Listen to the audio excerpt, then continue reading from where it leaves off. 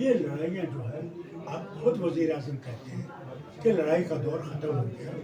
बातचीत के रास्ते से हमने निभाना, जैसे चीन के साथ 18-19 मीटिंग्स हुई हैं।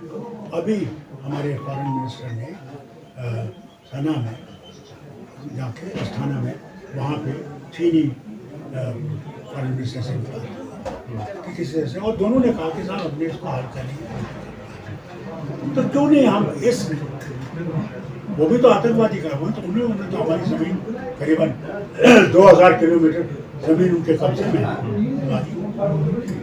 तो जब उनसे बात कर सकते हैं, मैं इनसे कहता है इनसे भी बात करो, बात करके रास्ता निकालने की कोशिश करो। अफसोस तो यह है ना कि वो भी कश्मीर के नाम पे जीतते हैं, ये भी कश्मीर के नाम पे जीतते हैं। आज भी ये कहते हैं 370 हमने ख़त्म किया, 35 हमने ख़त्म किया, कश्मीर को अपने साथ मिलाया। भैया क्या कश्मीर आपके साथ पहले नहीं था? जब 370 था कश्मीर तो पहले भी आपके साथ था। हमें जो हकूक़ मिले थे, आईनी हकूक़ मिले थे, वो क्यों मिले थे? उसको तो आप याद नहीं करते। एक मुस्लिम रियासत मेजॉरिटी, एक हिंदू मेजॉरिटी रियासत आ गई, तो उसमें ये चीज़ लाई गई कि हमारे तशख़्ख़ुस को बचाया जाए, है या नहीं है?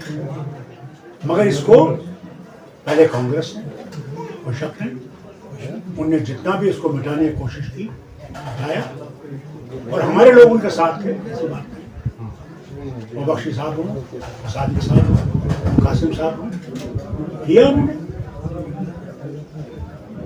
अब जो थोड़ा सा रह गया था वो ये ले गए। इनका तो बीजेपी का जो मसौदा 47 से आता है वो तो यही था